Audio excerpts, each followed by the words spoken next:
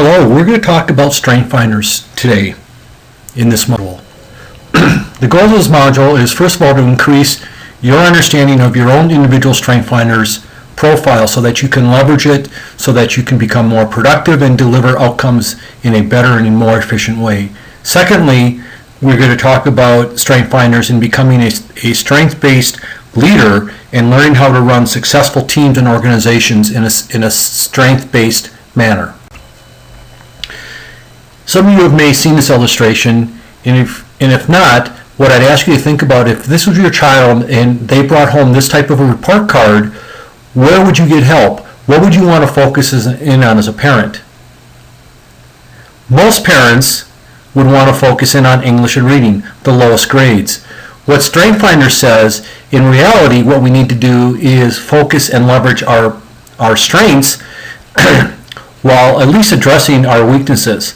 And so for this particular child, you really want to emphasize what they've done in science and math and psychology and how you can use those types of skills to maybe bolster his other grades. What this means is that Strengthsfinders is a brand new type of an assessment, a brand new type of a paradigm on how life is to be viewed. And is really, I know it's a cliche, but it is really a game-changing paradigm. And it's based on something called positive psychology.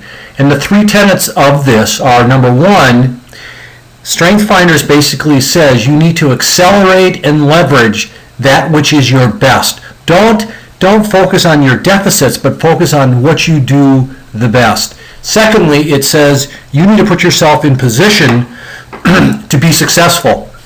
And you do this by fulfilling roles and doing jobs that can use your strengths versus force you to focus on your weaknesses. Thirdly, it's about knowing your strengths and assets and really being able to manage your limitations by surrounding yourself with people who can complement your strengths. Now, what do we mean by a strength? Well, a strength is really, there's two variables that kind of create a strength. Number one, we talk about talent. Talent is that kind of natural way of thinking or feeling, behaving. It's things that come very naturally to you that you don't have to work very hard at. But a talent alone isn't enough. You also need to times that times time. In other words, it's one thing to have a talent to be able to play a piano, but if you've never been given piano lessons, never been exposed to a piano, most likely that talent will not develop. So if you mix talent, natural raw talent, with time, practice, knowledge, what you're going to equal is a strength. And that's your ability. The strength is your ability to consistently perform at almost a near perfect performance. That's what a strength is. Now, some of you are aware that there are 34 different types of strength themes. In your Strengthsfinders assessment, you should have been given your top 5, which really represent about 80% of the kind of the cluster of your strength. And so you really want to focus in on those top 5. Now, how do we do that? How do we make your Strengthsfinders work for you? Well, there's really kind of 6 things that I talk to people about. Number 1 is really identify your top 5 strengths, which you've already done.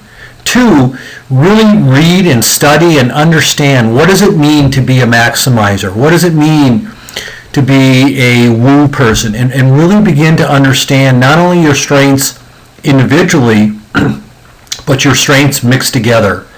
Thirdly, what does this mean in terms of specific behaviors, both at work and at home? What kind of behaviors do you do well? For instance, I'm a very organized, analytical guy, so I put together project plans, and I do that very well, and I do that at home as well as at my work, and I know that's one of the behaviors and strengths that I have. Fourthly, how can you carve out a career path from both a personal and professional perspective that allows you to really use your strengths? What are your strengths, and how can you find a career path, a life partner that does that for you?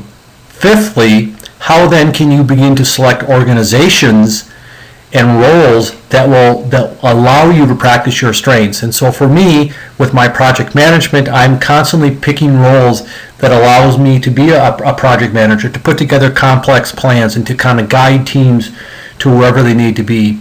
And lastly, is based on your profile, where are some of your weaknesses? Where are some of your limitations? And how can you surround yourself with people who have different types of strengths than you do, and so you can complement yourself? That's the way in which you maximize your strength profile. However, or in addition to maximizing your strength profile, I also want to introduce you to the idea of strengths as a strength-based leader. And that not only can you apply the strengths for yourself, but you can also apply them based on your leadership role and your leadership style. And it's all based on another book that has been written by the Gallup organization called Strength-Based Leadership. So what do we mean? What happens if you focus in on employee strengths? Well, one of the things that we know is that it increases their engagement. So what we know is that where there are company leaders, where there's leadership within a company, where they focus in on managing to people's strengths, what we know is that there's a 73% greater chance of those folks being engaged at work.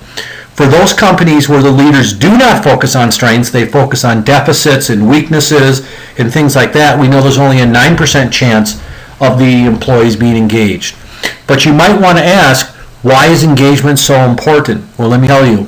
What we know is that engaged employees produce 2 to 4 times that of disengaged. Those that understand their job, have positive feelings towards their manager, are more likely to produce than other employees. And so if you first create engagement, you will increase productivity. Now, the other thing you need to realize is that by focusing on engagement, employee engagement, you actually increase your customer satisfaction and ultimately your return on investment. This is called the service profit chain. What it basically is telling you is that when you have happy and satisfied employees, they will stay with you longer, they will produce more, which increases their external service value to your customers, which will increase your customer satisfaction, which will in turn increase your customer loyalty, repeat business, and referring other customers into you. That is going to produce increased revenue and increased profitability for you. So the bottom line, folks, is that as a leader, the more that you can engage folks, your employees, and the more that you can make them happy, the better it's going to be for your customers and for your top and bottom line growth. In fact, this study that I quote here shows that there is a direct link between a return on investment, revenue growth, customer retention, market share, all the major metrics that we measure business success by increases when we have engagement. So, what does this mean? It means that what the Gallup folks did is they looked at strength profiles, and what they did for a strength-based leadership approach is that they broke the attributes down into 4 different quadrants. And so you have on the far left, if you have some of the strengths in that area, you tend to be an executor. You tend to make things happen. The second from the left, as you're looking at it, if you have strength in those areas, you're influencing. You help reach a broader audience. You're into marketing and sales and things like that. Third is that if those are your strengths, you're into relationship building. You're very good at kind of the glue that holds people together. You're very empathic and very supportive. And lastly, those that have strengths in those areas, they tend to be strategic. They tend to be focusing on the future, what could be, and they constantly are pushing the team for better things. So what you need to do is kind of study this and figure out which area do my strengths fall into, and what kind of a strength-based leader am I? Do I tend to be more of an executor, or do I tend to be more of a relationship builder? And it's very important that you're kind of aware of your leadership strength profile. Now, why this is important is because transformational leaders need to build well-rounded teams. Think about this. Individuals do not need to be well-rounded, but teams should. So as you're beginning to build your team and assemble it, you need to find a complementary set of strengths among all the strengths, and so your team can officially perform at its highest level. Now, The thing that strength-based leaders do, and this is very important to realize, is they do a few things. First of all, they recognize the strengths in their individuals. And so do you as a leader, right now I ask you, if you are managing people, do you know what each one of your direct reports individually is good at? Secondly, they position their employees for success. If you know your employees' strengths, do you give them projects and jobs and tasks to do that feed into their strength? Thirdly, you leverage that to get the best out of your employees. You don't put employees in positions where they can't perform well. You don't put someone in a data management position who's not really into details. Fourthly, you assign tasks based on those strengths. Fifth, you build a team with diversity and complementary strengths. And so if you have a lot of relators, you're going to get some people you're going to want to get some people in the team that are activators, and you're going to need to get some people who are visionaries and analytics to kind of help you build out that team. And finally, when it comes time to building individual development plans, you really want to maximize their strengths. You really want to figure out how you can develop their strengths even more, and you want to be able to use their strengths to build their other skills. That's what a strength-based leader does. Now, the next thing a strength-based leader does is it begin to address four of what we know some of the basic needs people have in order to kind of feel engaged, want to be engaged, enjoy their job, and want to innovate on the job. And the four that you probably are aware of, but let me remind you, is number one, they need to be trusted. Number two, they need to feel that you are concerned about them and there's some compassion. Fourth, that there's some stability in the future and that there's hope. There are things that are going to happen. Now let me kind of take each one of those components. Number one, as a strength-based leader, you can drive a culture of trust. Trust where you begin to trust your employees and they begin to trust you. This is important because as employees feel trusted, their level of engagement increases. Where a company's leader does not trust, there's just a 1 in 12 chance of them being engaged. If they do trust, if employees do feel trusted, there's a 1 in 2 chance that they will become engaged, and that increases by 6-fold. Bottom line, leaders, you can begin to trust because you're putting your employees in positions that you know that they will be successful because you're managing according to their strength. Secondly, strength-based leaders, because you're putting people in positions to be successful, you will show that you are concerned about them. And those managers that can show concern increase the key business metrics. Thirdly, you can inspire confidence in the future. And those employees that have high confidence in their leaders and in their company's financial future are 9 times more likely to be engaged. So you can inspire that. And lastly, you can give them a sense of hope, realistic optimism, and a bright tomorrow. You can begin to cast the picture of what the to-be state can be. And those that can do that, you can begin to kind of steer the ship in the direction it needs to go rather than being a reactive manager and always being kind of tossed in turns. So you can create trust, you can create stability and hope in the future.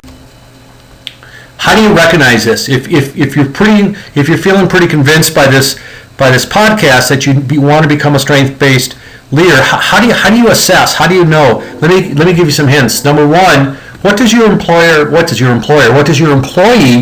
naturally drawn to? What do you see them doing when they're not being micromanaged? What do they like to gravitate to? Secondly, what comes obviously to that employee, and really what sets them apart from the other people on your team? It's just like, oh, I can do that in my sleep. Thirdly, when are they in their space? When are they in their flow? When does he or she does things without really even thinking about it, and they do it so effortlessly that it becomes easy for them? Fourthly, ask your employees what gives them satisfaction. Ask them what their passion is so you can kind of manage to that. And lastly, when do they typically bring you their best results? You look at these 5 questions, you'll be able to assess what are your employee strengths. Obviously, you can give them the Strengthsfinders, which will also help you do that. And if you do that, what you'll have is you'll have a strong, effective team. And on the screen right now, I've given you kind of 5 characteristics of strong teams. 1, conflict doesn't destroy them. Conflict management is good because everybody's focused on results. They don't get personally attacked. 2, because you are organized around strengths, you move and produce the right results in the right way. 3, there's a nice healthy balance between your personal and professional careers, that you work hard but you also play hard. 4th, that you create this sense of diversity. Certainly, diversity in a sense of getting complementary skills, and so there's a sense of innovation, a sense of constantly wanting to get better because you have a great mix of people on your team. And lastly, and probably the greatest sign, is that strong teams are a magnet for talent. People want to join your teams. The people want to be a part of your teams because you're a good leader and you've got a reputation of building people. All of that leads to kind of a strength-based leadership style. So let's kind of wrap this all up. What does this ultimately mean? How do you put strengths to work for you? Well, number 1, you ask yourself the question, do you know and are you fully utilizing your strengths in all of these areas? For yourself, do you know your strengths and are you utilizing them? With your employees, are you managing your employees in a strength-based way? Your manager, do you know your manager's strengths? Do you know what he or she likes in that sense and how to manage to that? How about your coworkers, your colleagues? Do you know their strengths? How about your spouse or partner or children? How about your friends? And how about your customers? Do you know what your customer strengths are? Are you able to manage that? Strengthsfinders is a wonderful tool. It's a new way of looking at life. It focuses on the positive. It focuses on success. And you really are encouraged to apply it and implement in all aspects of your life. If we have questions, we'll be certainly talking about this more in class. Thank you very much.